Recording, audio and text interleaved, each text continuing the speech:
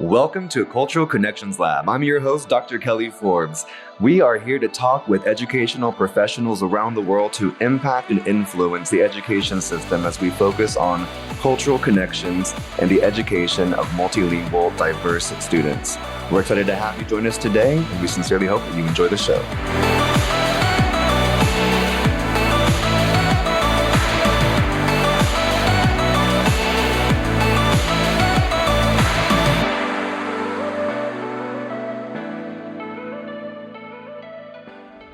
Hey there, listeners. Are you ready to take your school district to new heights? Introducing EduSkills, the leading software as a service platform for Title III and multilingual support in education.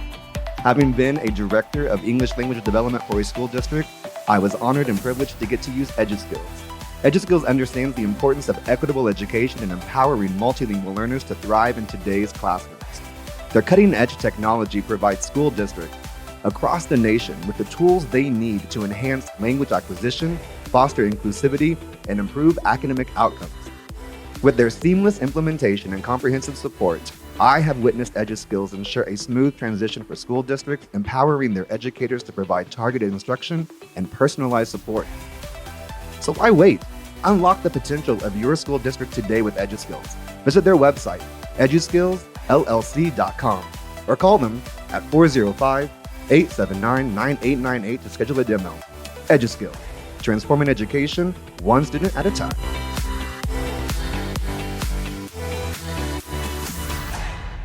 Welcome back to another episode of Cultural Connections Lab with myself, your host, Dr. Kelly Forbes. I am excited to be here today with a special friend. His name is Samuel Aguirre.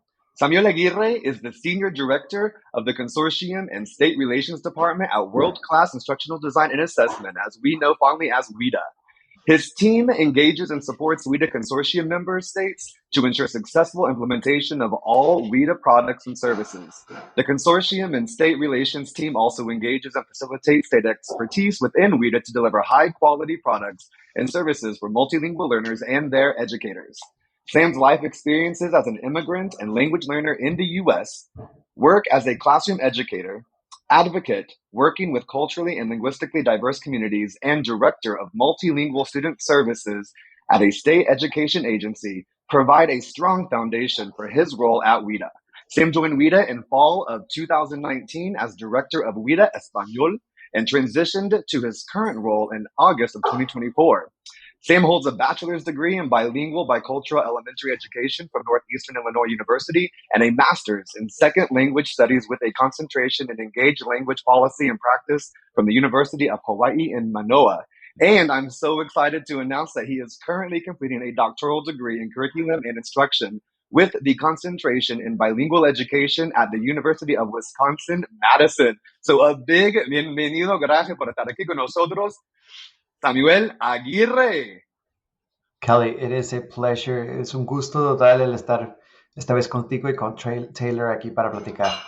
Yes, well, it's really fantastic. I know that I was fortunate to get to meet you through Dr. Tribble, which he is here today as our co-host. So a big shout out to Dr. Taylor Tribble, President and CEO of EduSkills, the sponsor of this episode. So thank you for being here. And Dr. Tribble, thank you so much for this connection. I know that Sam has been able to help guide me in helping support our local education agencies, specifically here in the state of Oklahoma, with implementation of dual language education programming. And I've been able to receive some highlights and tips from him. And we're just so thankful for all the service that you do. And otra vez, gracias por estar aquí con nosotros.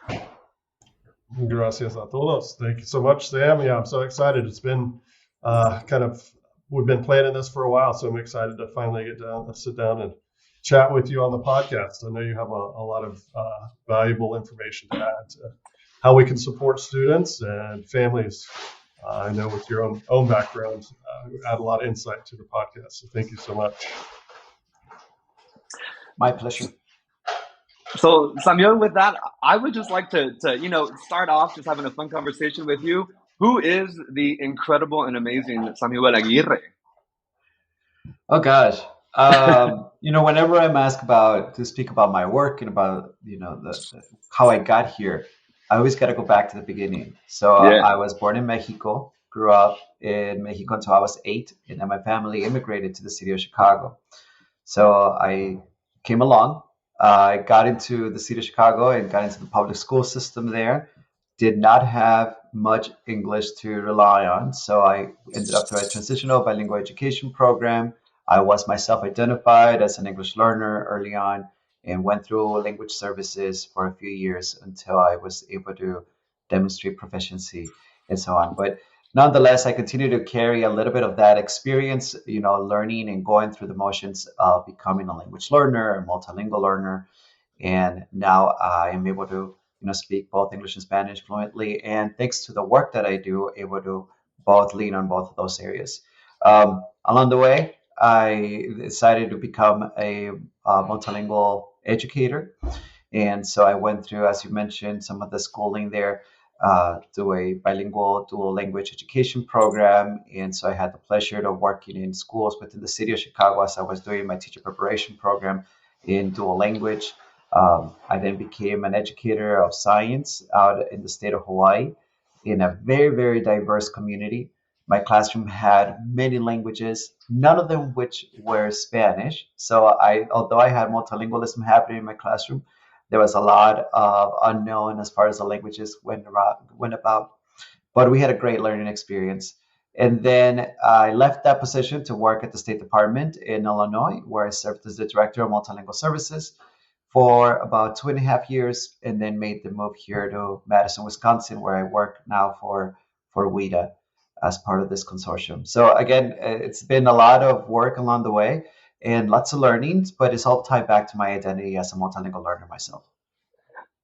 I think it's incredibly important to always go back and start at the beginning and remember from where we come and celebrate our identities, our cultures, and our traditions, and never let that be something that's set aside, but rather something that we lead with, because it's something beautiful that we can share with everyone that's around us. So I appreciate you telling us that story.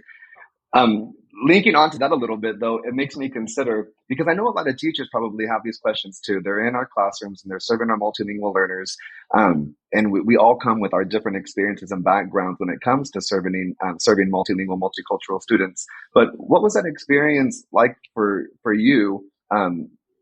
Most specifically, of course, the English language was probably such a focus, but I'm not sure about in your personal experience about your first language either, Español, ¿verdad?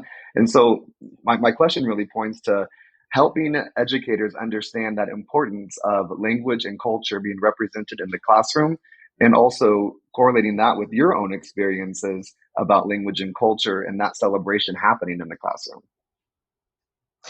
Yeah, language has always been, of course, very, very tied to who I am, to my identity, to the work that I do. And when I first came to the US, it was definitely part of the classroom. I mean, I was in a bilingual education setting. And so Okay. therefore, I was able to get some Spanish instruction and English instruction at the same time in the same classroom. Nonetheless, my mom was eager to ensure that her kids were able to speak Spanish and to learn to read and write Spanish. So I would come home after school and then have another Spanish class at home. Through my mom, I remember my mom mailing or calling at that point. In that time, calling my cousins and my aunts and uncles down in Mexico and having them ship my cousins' textbooks up so that she could then teach me Spanish at home. Oh, And how same cool. thing with a part of my sister stopped agreeing, and so then the three of us now are able to read and write in Spanish, and I think that was part of that opportunity that we had at home to really learn our Spanish. Um, yeah, and coming back to my own experiences in the classroom, I mentioned, when I was working in Hawaii, and although I didn't speak the languages that were present in my classroom, I was still able to allow students to express themselves through their own language. Some of those languages were not written languages, but they were still able to discuss and chat with one another and really enjoy and lean in on their cultural and linguistic expertise that would then just make the classroom a lot more enriching. And I've seen the same thing in my visits to schools, my visits to classrooms, especially those that are promoting either additive bilingualism, dual language programming. The fact that you get to see culture and language reflected in the classroom makes a tremendous difference for Mhm. students. With your kind of current role at WIDA, I'm curious to know what your experience was, if you even recall, with the assessment process, language proficiency assessment. What assessment was it? Do you remember it being intimidating at all? Or, I mean, do you even have any recollection of that Yeah, process? I'm working with a lot of teachers right now, and because here in Oklahoma, it is the WIDA season is coming up, and there are other surrounding states as well, and everyone's having these questions, and we're even talking to some students about this, about their own experiences. So a lot of people are interested in this right here. Yeah, it's funny because it's part of the sort of the work that we have to do, right? As part of our following this legal statute and federal law requirements for the identification and continuance assessment of multilingual learners is something that's required, right? So we have to, it's something that we have to do, right? Mm-hmm. But I think the unique thing that comes across with the WIDA assessment, or the ways in which we frame our assessment, is the design itself, right? We design it in collaboration with educators of multilingual learners. So we have educators that come in and work closely with ourselves and our partners at the Center for Applied Linguistics in the development of the test items. And then we go through multiple versions of bias review that allow for those test items to be truly reflective of educators and multilingual learners' experiences, so that multilingual learners are able to engage with the assessment in a way that is as low tension as possible, and so allow them to fully demonstrate the language proficiency. And then, of course, we get the results at the end. But I think there is, of course, a lot of work that goes behind the development, but there's also a lot of work that comes across in the classroom itself. So working directly with our multilingual educators to ensure that they have the resources that they need, the preparation that they need, and that they're able to ensure that their students are ready to kind of take the test, right? Testing is not always fun. And, drawing back to my experience, so when I was in Illinois, like in the city of Chicago, as a multilingual learner, identified as an English learner at the time, Illinois was not a WIDA state yet. I exited EL services in 2004, and I think that's the first year that Illinois became a WIDA state. So I was able to exit the program, or exit the designation, right before Illinois became a WIDA state. Nonetheless, the assessment that we had, of course, brings in sometimes nervousness, right? It makes our students nervous, and especially when it's such a high stakes, right? That it would either maintain their designation as a multilingual learner, as an English learner, or exit them out of services. So I know and I understand that there is that pressure, but I think part of it is just reminding our students, and more importantly, our families, of the reasons behind the assessment, right? It allows us to have a measure of growth year over year as to the students' language learning and language proficiency. It allows us to be able to continue to track the language development of our students, and hopefully this is happening, allows us to make decisions at the classroom level about the instruction and the supports that we're doing, so that our students are able to learn and acquire English so that they can be successful in the classroom. Not to say that they shouldn't also be learning other languages, right? But it does give Mm-hmm. us a measure for their English development and English proficiency. Yeah, of course. I mean, we do have the rules, regulations, and policies, and the whole reason behind that is to help to provide equitable services for our students, right? And to make sure that we're helping them gain and acquire language to be able to learn, do what they need to do, etc. Right? Uh, but I would love to actually get some feedback as what would be a recommendation for leaders who are in school districts and or in school buildings, and also to our teachers, because regardless of your title, you're still a leader in your own right and in your classroom. But we have so many students who are required to take the WIDA Access assessment. And then we have other students who are not required, but if they were to take it, wouldn't necessarily pass that assessment anyway. So I'm a principal in a school where well, not me actually right now currently, but for example, hypothetically, I'm a principal in a school and half of my students are multilingual learners, and the other half of the students are not multilingual learners, yet no one's a native born speaker of academic language. So how could I implement everything that WIDA is talking about to help support all of the students when it comes to acquiring language within the content areas and those 5 WIDA standards, but doing so in such a way that can help support whether you're in a dual language program or you happen to be in a monolingual education program, but yet it's still 50-50. So no matter what you call it, it's still dual language. How could leaders and teachers use this in such a way to help really make this holistic linguistic ecosystem where we're all being language models for each other, even though only some students may be required to take, quote unquote, this language assessment, whether it be WIDA or any other language assessment. Yeah, I think that's very important. I think it's very important for us to keep in mind that our students' language learning and their academic growth has to be centered, right? Mm-hmm. And so part of that entails that as we, let's say we get the results of the annual English language proficiency assessment, that being used in parallel with a score, a measure of students' knowledge and expertise in a partner language or multiple partner languages, depending on the program model that might be implemented in a school.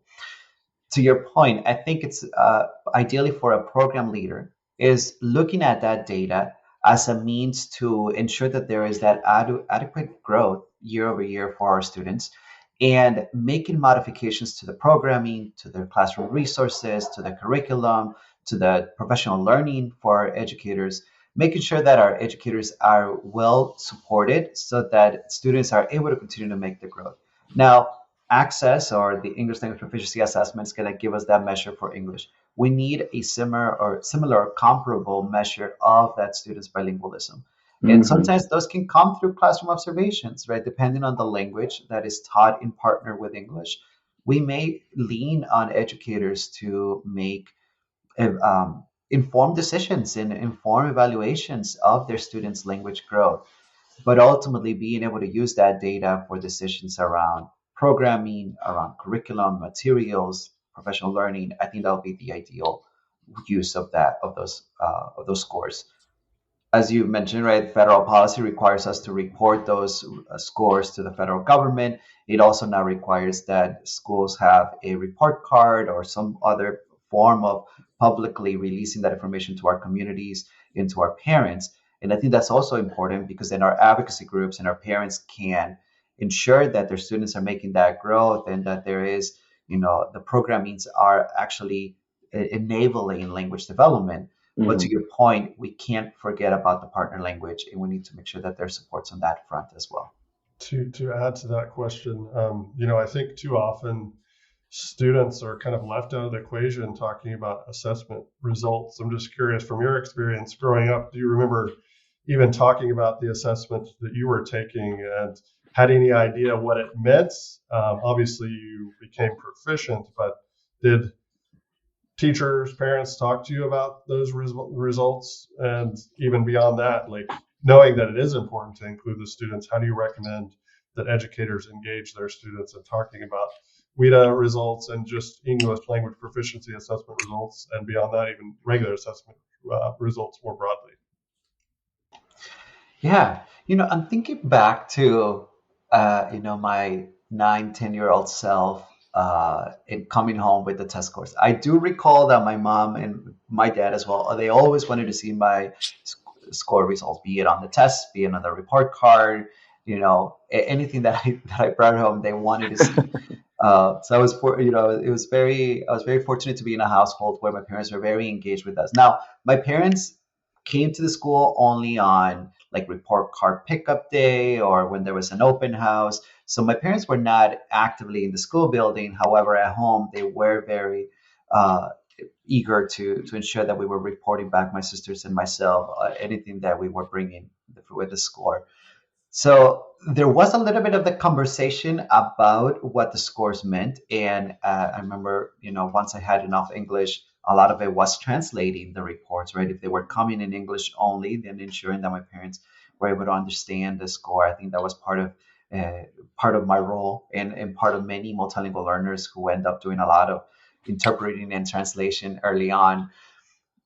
But I don't think I ever got to that point, Taylor, of actually digging in and understanding what that score meant and understanding what it meant for my teacher and for myself. So I think that was a miss.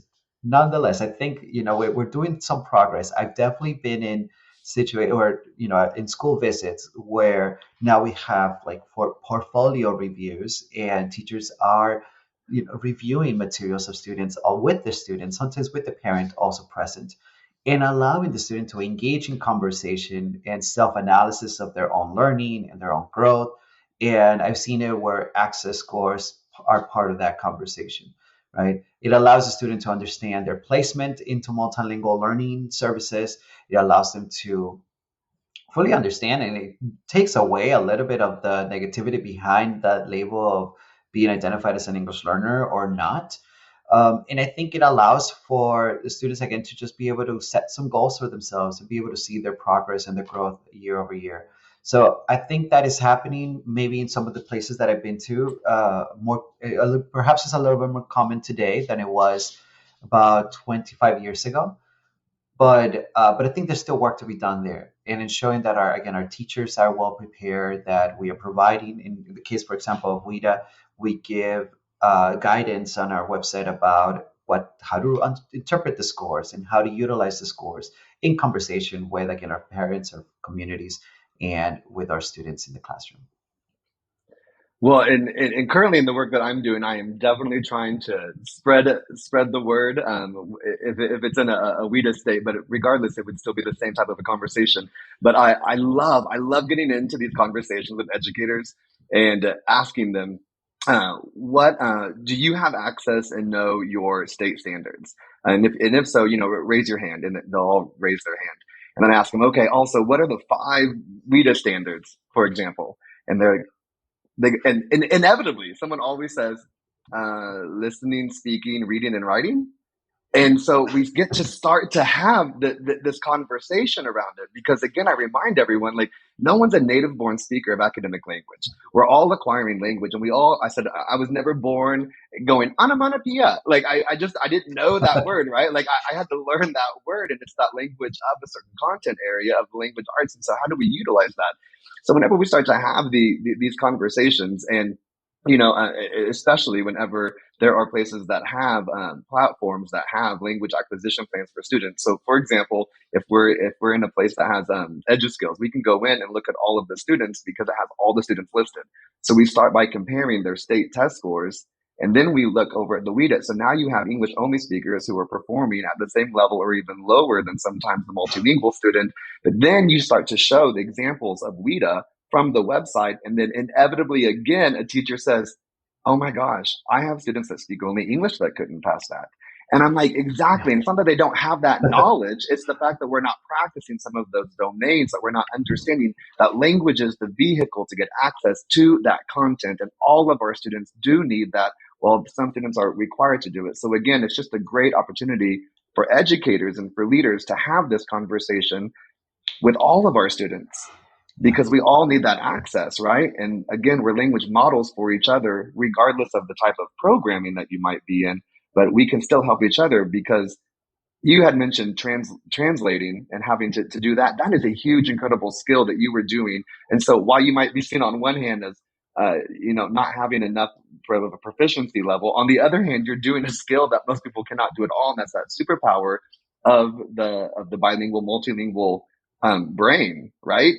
And so being able to ensure that our students, and we all understand that, to celebrate this and to bring it to the forefront and have that be the filter that we go through for all the students, not just for a certain group of students, right? Right. Very true. Agree. Because one of the guiding principles is translanguaging. And so again, it goes back to even using all those languages to help us with acquiring whatever language it is, but for the vehicle to gain access to that content. That is very true, Kelly. And I want to highlight something that you mentioned, that when in the classroom, when in our school buildings, the population of multilingual learners, it's everyone's responsibility, right? Mm-hmm. And recognizing that every student, be it coming from a multilingual household or an English only speaking household, wherever it might be, they all have the opportunity to learn more and to learn more language. And a lot of the practices that are implemented for multilingual learners, right? So we're talking about multiliteracies, we're talking about very engaged, kinesthetically driven approaches to learning. Those have benefits for everyone in the classroom, mm-hmm. whether you are identified as a multilingual or as an English learner, or you're not, right?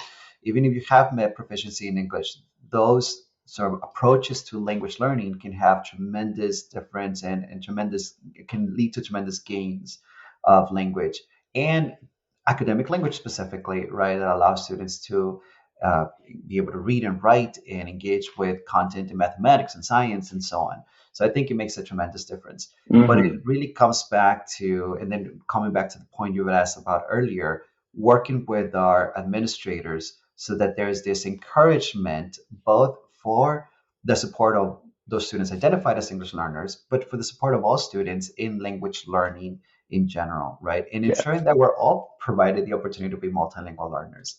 And so that also means working with the content teachers who may not have formal bilingual or English learner education themselves. Let's say they haven't gone through the formal training at the university. However, professional learning, coaching, other additional supports can make that difference and allow them to become responsible themselves and supportive of language learning in their classrooms. That is something that WIDA is also continuing to grow in. So one of the things that we're doing right now is trying to find out like how many of our content teachers are engaging with our professional learning and with our standards. And so that ideally down the road, because we all have multilingual learners in front of us, all educators will know those language standards. They'll be able to come back in and share what those standards stand for and what they mean and how they impact their instruction and how they benefit both that student identified as an English learner and the student that is sitting next to them who may already be English proficient. So there's a lot of work to do on that front. And we're hoping that through more information to our educators and more professional learning opportunities, we can reach that population of teachers.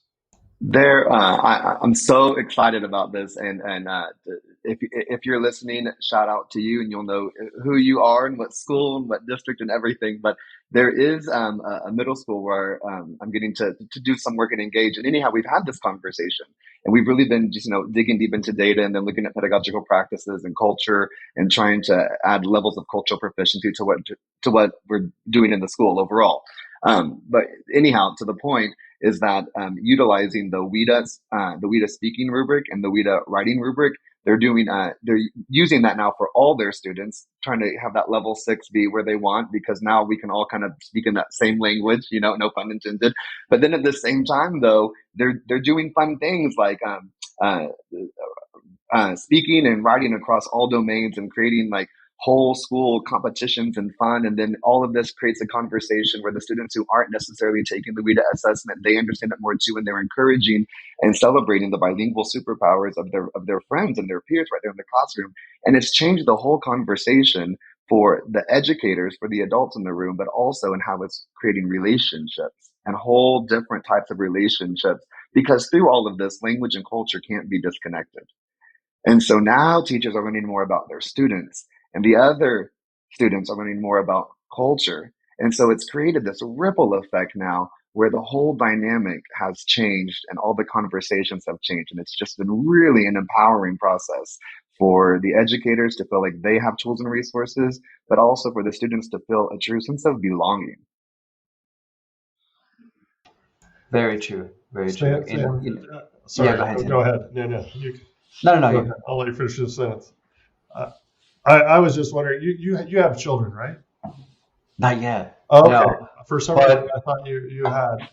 And I was just our plan is that we will have our firstborn in the next maybe 2 years or so, maybe for next year. We're planning for it. I'll say that. Hey, okay. You see that? That's exciting. Fun planning. I was just curious, kind of from a parent's perspective, But I guess then turning back to your childhood, like what do you feel like if you were to give advice to parents of children, multilingual families of children, kind of what did your parents do right, and not to say that nobody's perfect, like what could they have maybe done differently, like or just more broadly, you're in schools a lot, what have you seen work well to engage parents and help them be a better support of their students?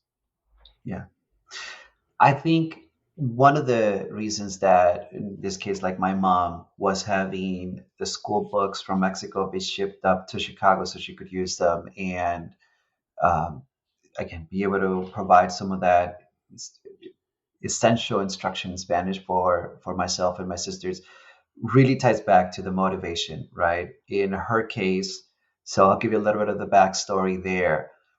I have family with cousins that were born in California, and so they grew up there till they were about maybe 6, 7 years old. So they were already started school.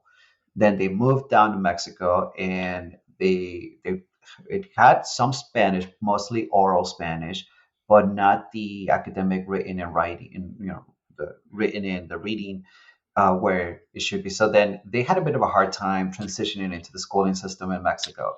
After about 5 years, I want to say, they moved back to California again, and then they came into the schooling system here, and it turns out their Spanish was now really strong, but their academic level in English, of course, they didn't get the practice they needed, and so that had hindered them, I guess, in their participation and work in the classroom in the U.S.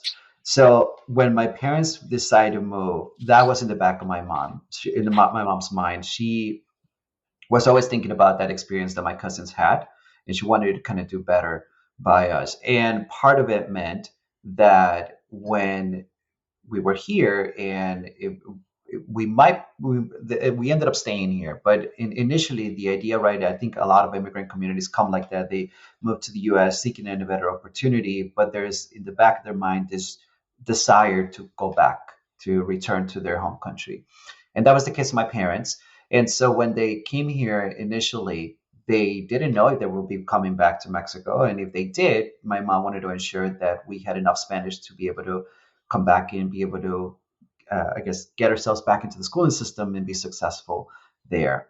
But that was the motivation behind her and behind this instruction that I was receiving at home.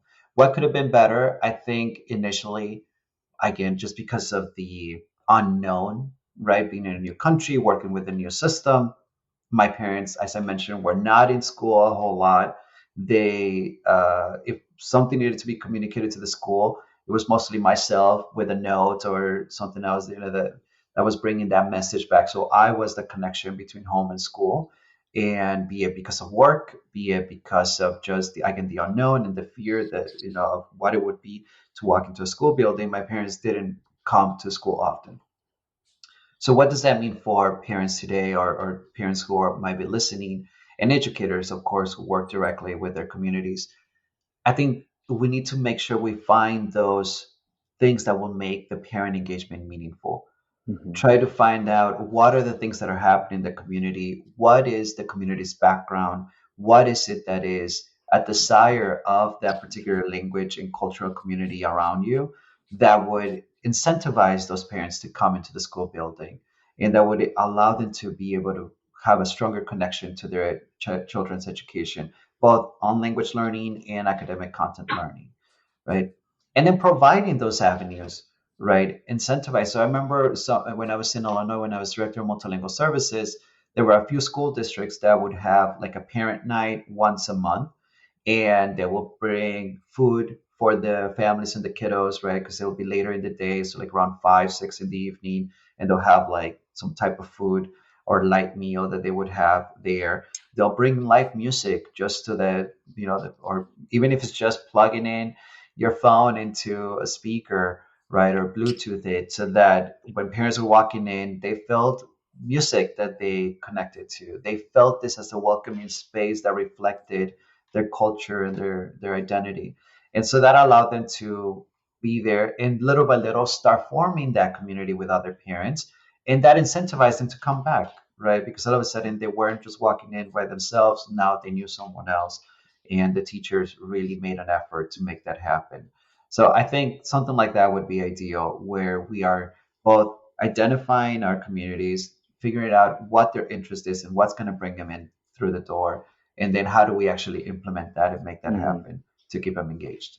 You had mentioned too the importance of your mom bringing in those books. That's so cool that she was so focused on doing that to keep your bilingualism and biliteracy going. It makes me think about one of our other podcast guests. Shout out to Veronica Ramos of Huepa Libros. I don't know if you know her. She's also from Illinois. But you should check her out, because she does sources bilingual books from all over the world to help kind of encourage bilingualism in a similar way that your mother did with you. And I do think that is so important, that schools really can help continue that literacy through their students' native language. And we will be right back. Are you ready to take your K through 12 multilingual programs to new heights? Look no further than the experts at Kelly B's Consulting. We're not just consultants, we're partners in education, with a passion for empowering students and enriching your classrooms. At Kelly B's Consulting, we understand the unique cultural and linguistic needs of your diverse student population. Our team of experienced educators will work alongside you, tailoring strategies that transform your multilingual programs. Don't miss out on this opportunity. Visit www.kellybsconsultingllc.com today to learn more and schedule your consultation. Kelly B's Consulting, shaping the future of K through 12 multilingual education across the nation. Your success is our commitment. Contact us now and let's start building a brighter tomorrow together. And now, back to the show. This whole connection about for our families and the not just involvement, but rather that engagement, right? And Taylor, I don't even think I mentioned this to you. So the EduSkills platform was updated, and now on that homepage it has a map. So and it has a map of all the students, like from where they're from. Anyhow, and I think we know this in the field because we talk about this a whole lot. Like we get in our own silos and we're with people that think like us, understand the numbers, things like that. Some other teachers, though, they were shocked to see how many students that are multilingual learners that are from the United States. Which again, to us, it's very much like, well, yes, because we're in this data, we're in this research. But whenever you're with other people that just don't necessarily have that same background or experiences, it was so eye-opening. And so I think about like two scenarios. Well, I guess three. You have entire families who have all come from one country to another country. Then you have some families where the parents came from one country, but the child was born here. But then we're even added, with Generation Z right now, we have parents that were born here, multilingual students here, and their children are also multilingual students here because their household is multilingual. And so when it comes to that family engagement, I think there's also just different layers to that onion to consider because, again, the majority of the students being served, a lot of them are already from right here. I don't know about, any specific site or location, but overall, generally speaking, the majority are already from the United States, which just also speaks to how multilingual we are as a nation and have always been for a long time. Maybe not in the beginnings, but for a long time in our history, it's been a very multilingual, multicultural country. And I just think it's something to remember, to bring up and to celebrate because it's so beautiful. And a great way to your kind of reference to the map that's viewed within our platform, a way you can take that to your next step. If I were to give a recommendation to schools, no matter what platform you use, no matter assessment, put a map of the world on the wall. And in our office, we actually have one, and we have pins in every country where we're supporting students. You can do something similar in a school, and that really drives that discussion. And kind of also you do have the pin on the U.S. and have that conversation about the highest percentage of your students are actually born here and kind of what that means. So definitely important to highlight that. And it makes a great difference. I think one of the things that I appreciate about Taylor's work in EduSkills is that centering of the multilingual learner within a data system, right? And it really allows us to highlight the experiences and the uniqueness of our students, their strengths and the areas of opportunities, right, that we can uncover through the analysis of that data. But alone, just the fact that there is this map, this identification of backgrounds and histories and family members that students might still have in other countries, I think that brings to light both the diversity, to your point, Kelly, and the uniqueness that we have in our classrooms in the US, where we can have a diversity of backgrounds all within one single space. And I think it's very important that we continue to celebrate that and highlight it and represent it through be it maps or other collages of culture and language. And I just think it's so important to make it relevant and to make these connections in the classroom. And it's actually already working, Taylor. Because working with the teacher, we recognize that because in my research about cultural proficiency and thinking about some of those key elements are how do you assess cultural knowledge, but also how do you institutionalize cultural knowledge? Well, you can't really assess it if you don't know who's around you and what's represented, cultures, etc. And so to the point, though, there was an educator who was working on narratives through the five senses. And so because there was a student in there and we knew the student was from Honduras, we were able to create this fun narrative, playing with some AI, say, hey, make a quick something about this. But then it came up with this great little story that was such an awesome narrative. And the student was literally on the phone playing Candy Crush or something, not engaged at all in what was happening, all of a sudden to hearing about this narrative because it was talking about marimba and the baleadas. And of course, because it was through the five senses, this narrative, like she was imagining like Honduras again, but then got to share about it. Well, she didn't have her phone out anymore playing Candy Crush. I mean, she was really engaged. So now she was learning that content that the teacher wanted, but it was this awesome moment that we got to, share out about another culture right there in that setting. So I totally agree. I recommend teachers to do that too, because it's so fun. Yeah. Yeah, it really makes a tremendous difference. And I want to come back to sort of what's at the core of that, right? And I think I'm hoping that educators are getting the supports that they need, the utilizing standards that are designed in a way to promote the access points for students to be able to both celebrate and learn through the use of their culture and their language and other things that connect directly to their identity, while still allowing for you can have a trans language in story per se that allows them to have keywords and key phrases that ties them back to who they are and what they hear at home and those experiences of their family, and at the same time acquire more English along the way or learn another language along the way. And I think that is a unique thing that we bring forth. And I think having the right set of standards in place, allowing our curriculum to be really reflective and prioritizing of our students, and then allowing that layer of data and the analysis of data to help inform, even fortify some of that work. I think that's the ideal. That's where we want to be. Yeah, 100%. Dr. Shibble, did you have something you were about to say? No. Oh, I'm so sorry. I thought I was going to interrupt you for a second. But I did want to share that. I want to share about something else, if that's okay. Yeah, one of the things this is all about you, sir. Oh gosh, let's. One of the unique privileges that I've had recently is to work very closely with Arthur Cho and in putting together the National Seal by Literacy. Yes. We've been able to put out the last couple of years of the 2022 and the 2023 reports. And that has been it's changed my perspective in many ways. I get to work, I have the privilege of working with states across the country, all of the WIDA member states. And in my current role, working directly with the state agencies and ensuring that they have everything that they need to support their multilingual learners. And this time around, I got a chance to still work with some of our state leaders, but highlighting and celebrating that bilingualism and multilingualism that was happening in their school buildings across their states.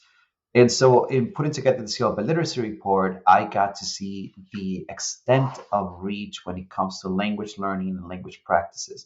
I think the latest report had over 130 languages reflected in there. And we know that there are some states that, and there's still a handful of states that didn't report data, either because it's not collected or for other reasons. But from every state that reported, we were able to just acknowledge and celebrate all of those languages.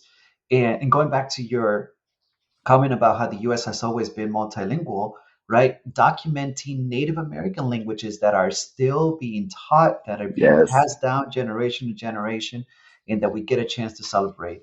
And I think for us at WIDA and for myself specifically, it is such a great honor to be part of that work and to just, again, collect the data and report on it for an initiative that is now adopted across the whole country. So every state now has the possibility of awarding a state seal by literacy, and to continue to honor and recognize the bilingualism of our students, whether it is taught formally in school through bilingual education, world language, heritage language, or if it's something that happens in the community. There's a lot of heritage schools in the community, there's a lot of just oral language that gets passed down from generation to generation. And so just acknowledging and documenting that, I think, makes a tremendous difference.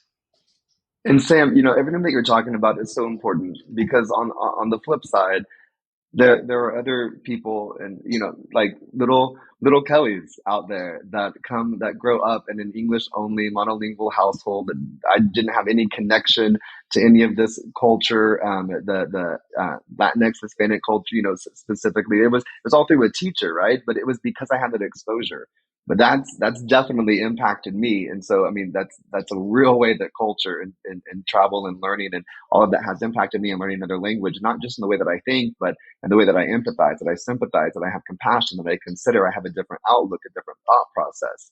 And so I'm curious, for me, that was such a huge benefit. But what were some of the implications of that culture maybe throughout your life? There might be examples like that, or maybe just on the work that you're currently doing now. But that cultural component was just such a huge impact that wasn't assessed. So it wasn't, the forefront or necessarily a focus anywhere. But yet at the same time, it was that qualitative component that gave this huge quantitative outcome and has radically changed my life for the better. And there's really gains in for everyone, right? In Kelly, I want to highlight the story of yours that you just shared, your own story, because when we're looking at the CL by Literacy report, and that continues to be true, most of the students receiving the CL by Literacy were not identified as English learners at any one point.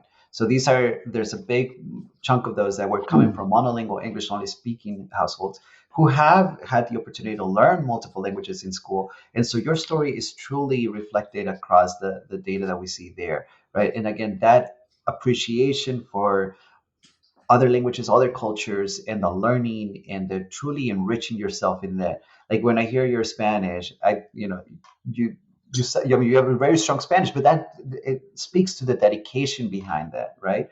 The energy that you have for the appreciation, the respect, and the learning that goes behind that learning, acquiring another language.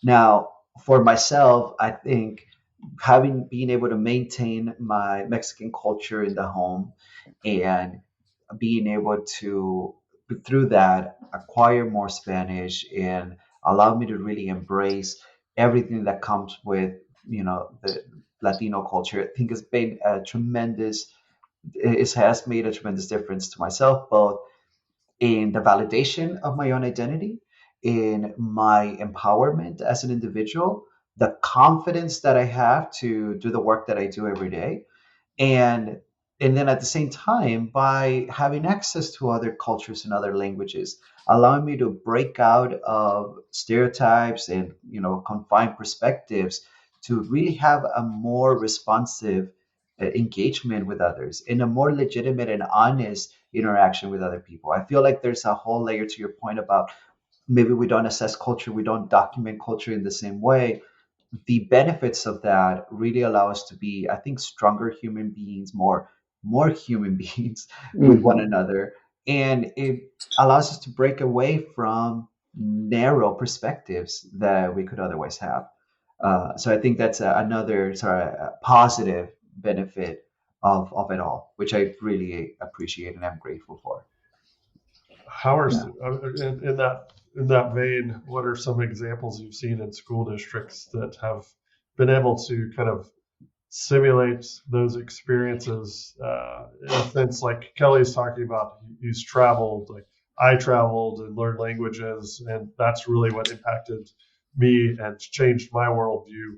But not so many of our students are fortunate enough to have those experiences, even native English speakers. So how do you kind of try to simulate, or how have you seen schools like help native English speakers and speakers of other languages kind of expand that worldview and understanding of the importance of multilingualism and multiculturalism?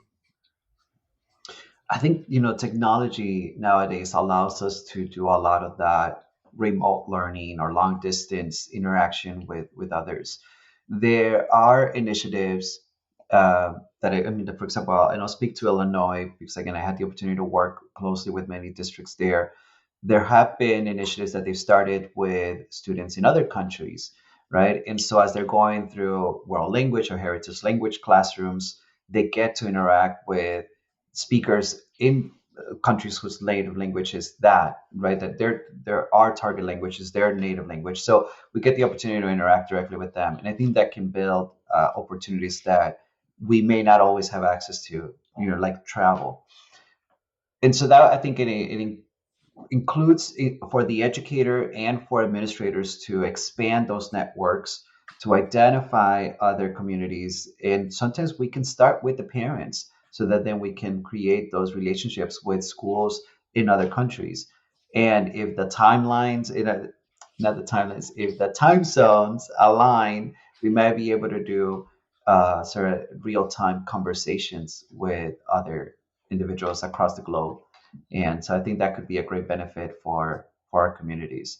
I think that's the one way that I've seen it where it's more tangible. I've seen it where school districts or individual schools would host like an international night, right, and sort of recreate either specific foods or play music or bring cultural elements into a space, into a classroom to celebrate, diversities in cultures and languages. I think there is a little bit of a positive opportunity there, right?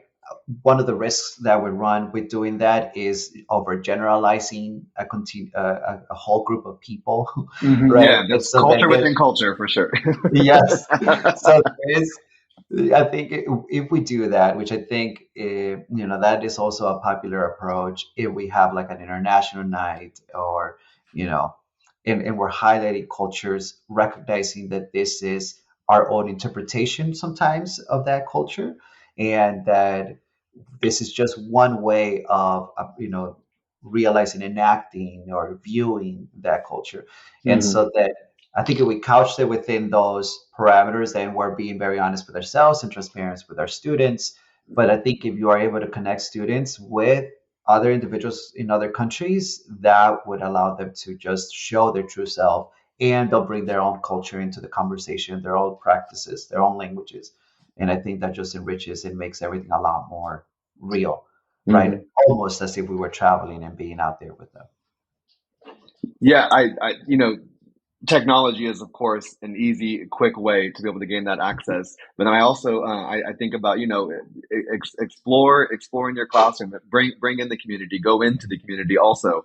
And then it makes me consider what Dr. Elizabeth Howard and Shara Simpson said from their dual language tandem teaching book. And they were on a podcast also talking about taking that field trip first, and how that helps, build background, et Yeah. cetera. And so there was a Yep. pedagogical approach to it. But to the point about culture, they're like, take that field trip first and do it through these very dynamic ways that you can bring in people to help break down some of those stereotypes or those overgeneralizations, and then also get out into the community, as well as leveraging the technology. But yeah, I think opening up the eyes of our teachers and students and allowing all that culture to be fluid in our schools and get to celebrate it as it comes. I mean, it's a really great opportunity that we should all, aprovechar, take advantage of it.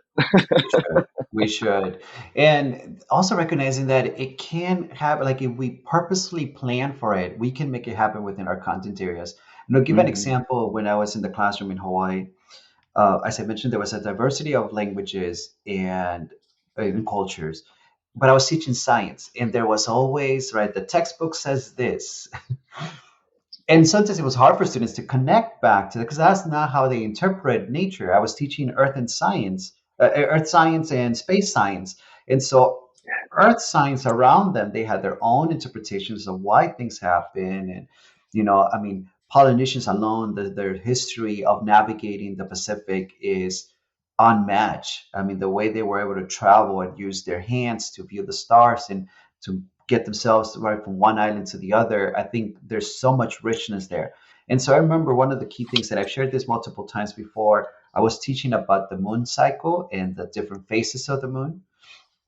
And so we started up by learning like a little bit of the vocabulary, a little bit of what was in it. And so we learned what we, in the US, most of the US, we know through this like European approach to the different phases of the moon and this scientific approach to that. And then we got to learn from the scientific approaches of communities from all over Polynesia. So I had students that were from Pompeii, from Samoa, from the Chuk Islands, from the Philippines and different areas of the Philippines. So they spoke different languages themselves, and they were all able to bring forth different stories that reflected the interpretations of the different phases of the moon.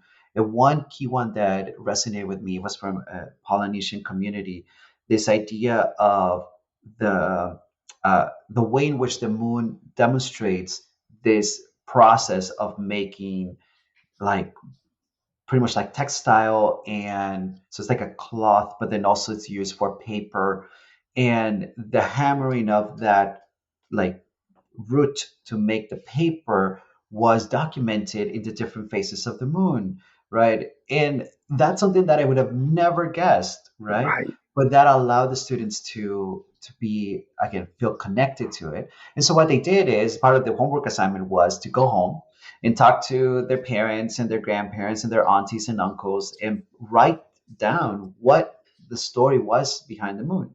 And they brought those stories back to the classroom, and we got to share. So every student presented on their own interpretation.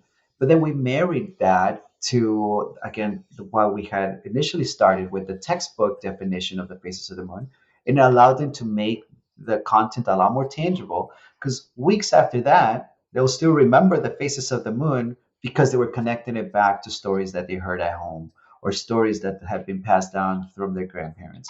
And I think that makes a tremendous difference. It allows us all, everyone in the classroom, myself included, to learn about different perspectives, different ways of interpreting. And again, recognizing that that's also science, so different ways of doing Yeah. science and engaging with science. And at the same time, it empowered the students because they felt validated and they felt represented. And it wasn't all new.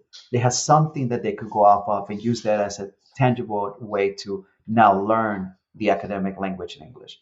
So it was empowering all around. Ay, hombre, me tiene entusiasmado. I mean, that is just so exciting. Like, Yeah, that's what I'm that's talking about. yeah, That is the fun right there. Is that you're doing your standard. Yay, that's fantastic. We're already doing the standard, but now you're bringing in so many different perspectives, and we just forget, because the reality is that we see things from our own realities, our own experiences, and our own, what's surrounding us. And I remind people, we don't always see the way that things are. We see the way that we are.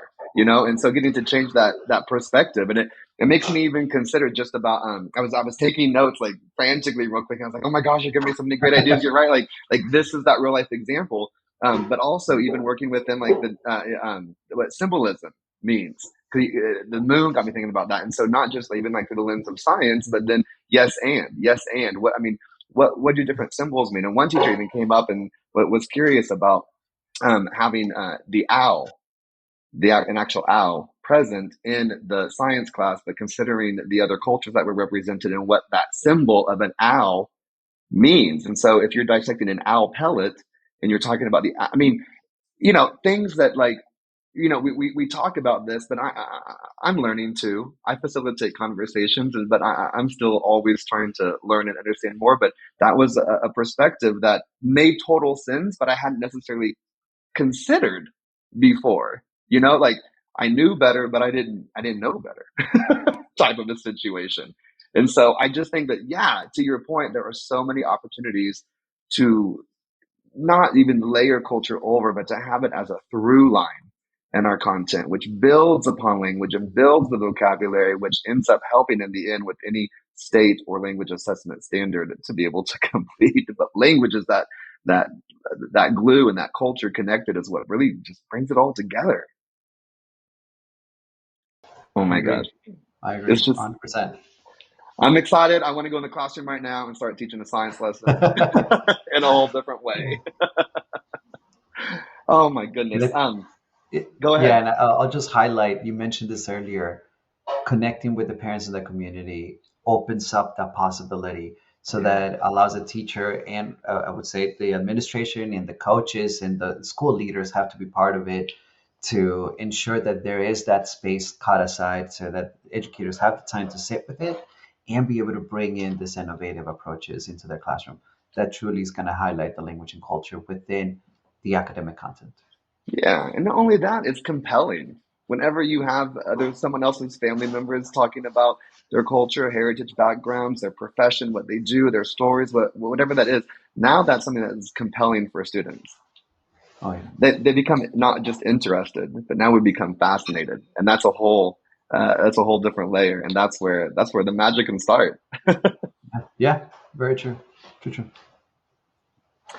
I wanted to also just give an opportunity for a shout out to you to speak about, because I know that you did a whole lot of work with WIDA Español, right, with Marcos. Yeah. And so there's some upcoming webinar that is going to be on February 4th, and we'll have the link also in the description. Nice. And so and then if you're listening by any chance after February 4th, we'll then continue to be on the lookout for any webinars that do come from WIDA. But Can I interject? Is that, I assume that webinar will be recorded? Is that correct? That is correct. So And like our say they webinars listen to it are, earlier and later and want to find the podcast or the Yeah. recording, they can go and find. Yes. Where would they find that if they listen to this after the fact? I think we'll send you the link so that you can post it in the description if that's okay. Okay, And that'd be great. maybe a search for WIDA webinars, and they'll help you navigate. So, but we keep it under our growth section, as our educator growth section of the website. Great. we'll definitely add that in, yeah. But I wanted to kind of bring it back to that one, to advertise it, because I think people should join. But then also, what have been those cross-linguistic connections that maybe you've noticed? I personally have not been able to dive in or really have the opportunity or the space to work within the Marcos and making these connections. So as much as I like to talk about it and study and research this, I haven't been able to be in that space. But I'm just really interested, because here's the reality, everyone. Like, these are tools and resources that we're using and implementing every single day with our biggest heroes, our classroom teachers, with boots on the ground in the classroom with our students. So how do we use these? Again, we've talked about, the English speaking rubrics, but how do we use also the Spanish speaking rubrics based on the conversation that we've had to really, to elevate this? But I'm curious about some of the connections that you've been able to see and how that utilization of the Marcos, rubric has worked. I'm so curious. Yeah, and we're actually doing a lot of work right now on developing implementation guides on how to use these in parallel, both the English language development standards and the Spanish language development standards that Marco Dale. And I'll go back to a little bit of the design behind it, right? So as we started designing Marco Dale, which is for the Desarrollo Auténtico del Lenguaje Español, we started by looking at what does Spanish look like in Spanish-speaking settings. So what we did is we looked at standards for language arts across Latin America, including Mexico, Colombia, Ecuador, Chile, Puerto Rico, Argentina. And we consolidated and kind of synthesized that these are the key things that happen in every grade level for language learning in, again, Spanish-speaking settings. But we wanted to match it up to the bilingualism that is happening here. Because in the US, you're teaching Spanish and you're teaching English as a partner language, right? And so we wanted to bring that in. And so we looked at like what California had done with Common Core, what Texas had done with Texas TEAC standards. New York had done some work with home language standards, and of course, Puerto Rico as well. And so we consolidated, continued to synthesize it, and that gave birth to Marco Dale. Now, Marco Dale specifically is for language development, so it focuses on the Spanish language for each of the content areas: language arts, mathematics, science, and social studies. And then it has a section that is specific for the social and instructional language. So maybe not tied directly to the content areas, but language that you hear in school buildings. And then it draws it down to give you the sort of language functions and specific language features that can be taught so the students can learn and develop their Spanish. So there's a lot of work in there. But to your point about how it connects over to the English language development standards, they were truly designed to be used side by side. So you're looking at language expectations, let's say for a third grader in English, and it gives you a sense of what is the language that a student in third grade would have to learn so that they can fully engage with mathematical concepts. And then on the Spanish side, it gives you the same thing, but specific to Spanish. So some of the actual language features are going to look different, right? Because they're different languages and they develop in different paces. Yes. Might be a lot similar in the high school grades, because at that point, there's a lot of language development that's already happened. So you might have more similarities in the high schools. Nonetheless, it allows a teacher to be able to teach content in language and language in English and in Spanish, and then draw those parallels for that cross-linguistic connection. So allowing students to learn something in Spanish and then being able to use it in English by looking at what's the comparable concept, and likewise English to Spanish. So the both are truly meant to be used side by side, and not just allow for students to learn English and acquire English and perform well on access, but truly bring in bilingualism and add in Spanish. Now, this is specific to Spanish, as you mentioned, and we are considering what it will look like for the use of these standards in other languages. And for that, we draw back what we call this big ideas, or las ideas principales. And I think those are core elements that should be present in every classroom, be it a multilingual classroom or not. We Yes. have elements that speak to the transculturalism, right? We've talked a lot about language in this podcast, and you bring those pieces through. What is this flow across different cultures Yeah. and the translanguaging that comes with it?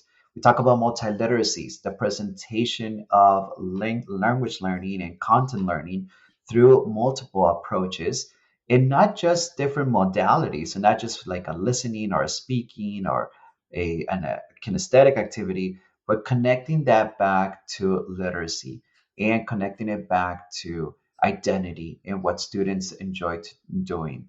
And then we have interaction, and we have equity in there. We have the collaboration. And I'll close out by talking about collaboration. One of the things we did in Marco Dale is we listed out all of these people that are engaging to ensure multilingualism is happening. So we talk about the teacher, we talk about the administrator, the coach, we talk about the principals, we talk about the parents, the community advocates, and how everyone really has to come together and support students in this educational approach of multilingualism.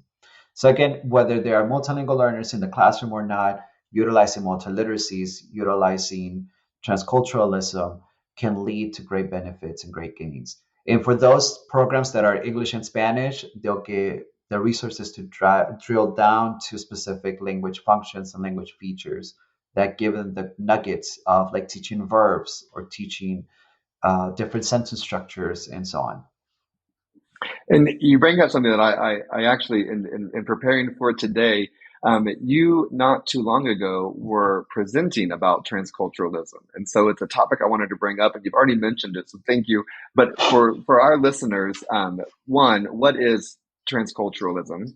That might be a new term that they haven't heard before. But then also, in what I saw on your LinkedIn, which is also a link to your LinkedIn in the description of the podcast, but it talks about how that connects to equity, one of the values that you have. So one, what is transculturalism, and how is that connected in helping support equity in our classrooms? Because this is a really important topic. Because again, language and culture cannot be disconnected. But again, as much as we're focused on language, right, to your point, it's still that cultural piece. So again, that transculturalism and that link to equity. Yeah. Yeah, so in taking that prefix trans, we're thinking of this navigation across, this constant flow, constant movement. And then we push in culturalism or cultural.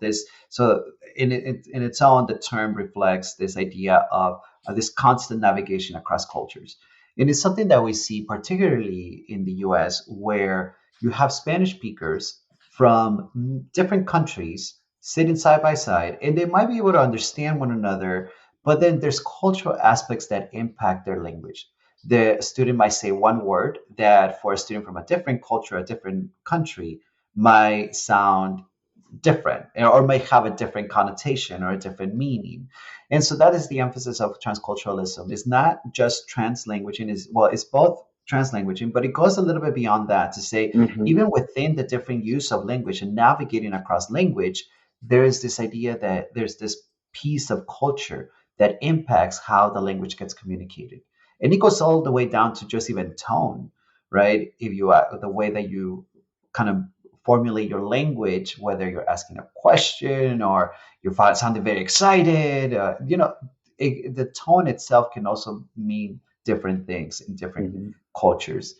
And so that's kind of the aspect that we're bringing into this conversation of how do you then become culturally responsive and linguistically responsive at the same time. And to your point about equity, elevating those sort of cultures that it might just be reflective of a few students, but have a big impact on those students, right? So when you're talking about, let's say most students in a classroom are, and I'll use my example, like, my own upbringing, most students were from Mexico, but then we have a couple of students that are from Ecuador. And if everything in the instruction is around Spanish with a heavy emphasis on like Spanish from a specific area in Mexico, students from Ecuador might feel a little bit disengaged. It might feel like their language or their own culture isn't really reflected in the classroom. So this idea of transculturalism allows us to then elevate those students as well, those students' language. And so that brings in the equity piece. And it allows for then students to be able to create very natural and real interactions, right? Where they are sharing not just language, but the cultural aspects that come behind that language. And so that if a student says one word and it doesn't really, the other student doesn't really understand it, one student can now explain it, and now they have this new shared language, right? And or if a term happens to have a negative connotation in another culture, then you maybe stop using it because you're being responsive to the community and the space in which you're in. So all of that is layered into that idea of transculturalism. This idea of it's not just about teaching language, but teaching it with being linguistically and culturally responsive and truly understanding the people and the students in front of you and the cultures in front of you. And this is not really a concept that we can't understand, because ironically, there might be a name to it now, but this is what we do all the time anyway. Even if you're an English only speaker, you're still translanguaging between maybe Shakespearean English and then modern day English, or English from one state to another state. And there have been places I've been within the US, and I've heard the word. I joke. My partner Chris, we went to go see his family, and they were talking about the hose pipe. And honestly, I had no idea what a hose pipe was until I realized it was a water hose. To me, it was a water hose, not a hose pipe. And so there was just, different words. But then I think about, we have England, we have Australia, there's a list, many other, native English speaking countries as well. And all of our words are different, but also our cultures and the implications, which again is just a great example of how these two cannot be separated, nor should we try to separate them. But it's an opportunity for us to figure out how are we culturally responsive with people within our own setting, because again, there's culture within culture, but then we're looking at that macro level as well of what that means when it comes to the overall conversation around supporting and empowering and educating, elevating the voices, the cultures, the identities, traditions, celebrations of our multilingual, multicultural students. It's so empowering. Very true. Very true. And I think it's, coming back to the community, right? I think bringing it back to the picture. Again, I appreciate your work, Kelly, and Taylor, your work with EduSkills. And I think one of the unique opportunities here is this collaboration, right?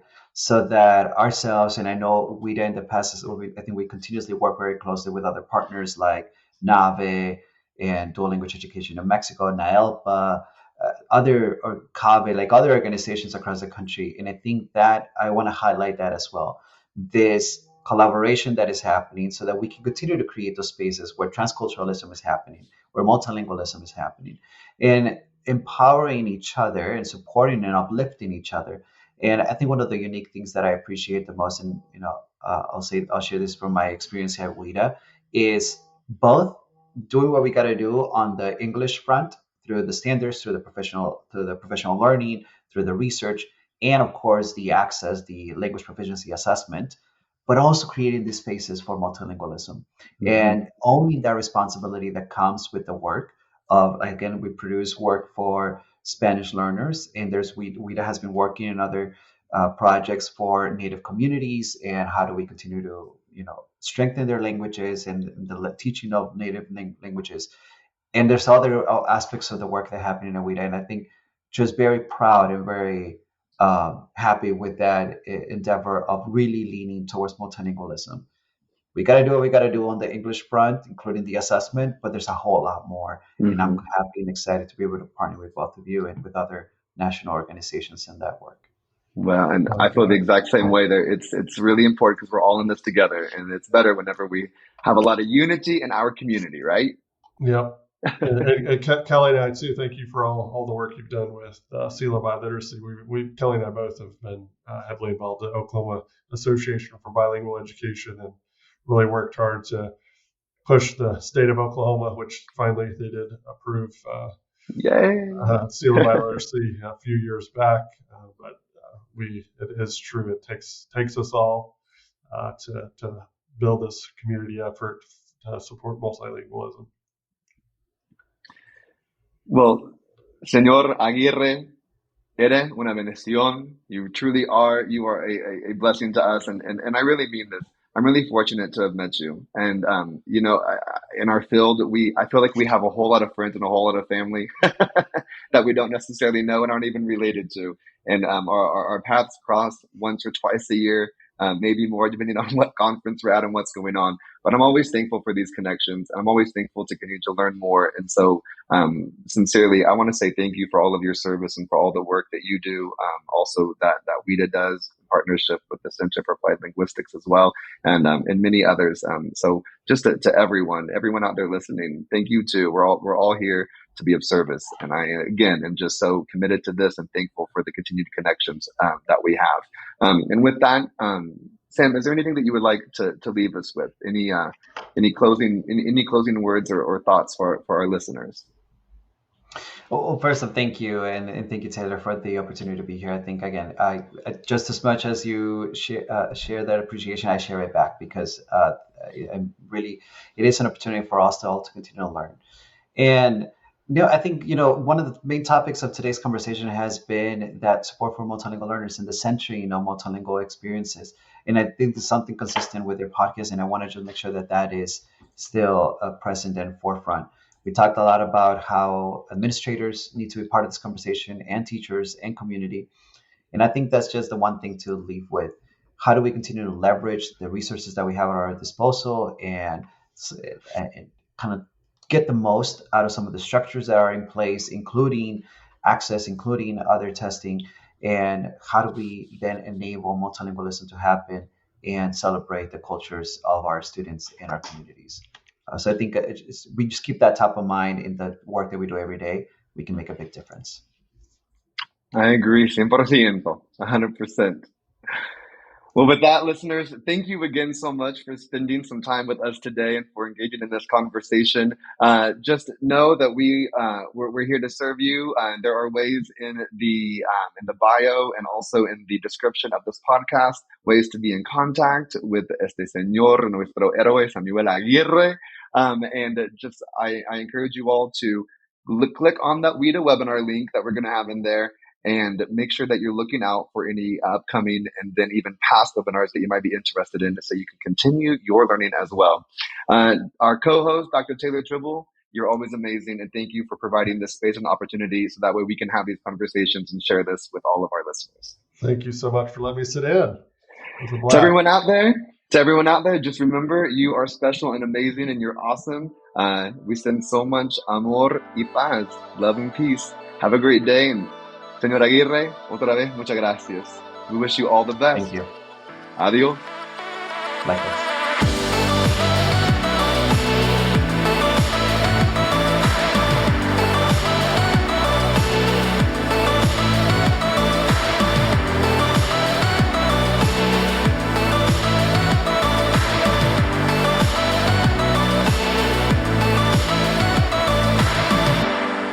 Thank you for joining us today. Don't forget to like, follow, and subscribe. Adios.